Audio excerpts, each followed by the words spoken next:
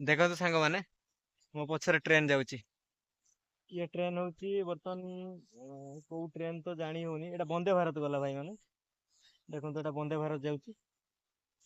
ତ ଆଜି ସାୟଦ ବନ୍ଦେ ଭାରତ ଲେଟ୍ ଥିଲା, ସେଥିପାଇଁ ବନ୍ଦେ ଭାରତ ଗଲା। ଏବେ ସନ୍ଧ୍ୟା ହେଇଗଲାଣି, ସେ ଦିନ ଟିକେ ଥାଏ, ବର୍ତ୍ତମାନ ଦିନ ଛୋଟ ହେଇଗଲାଣି।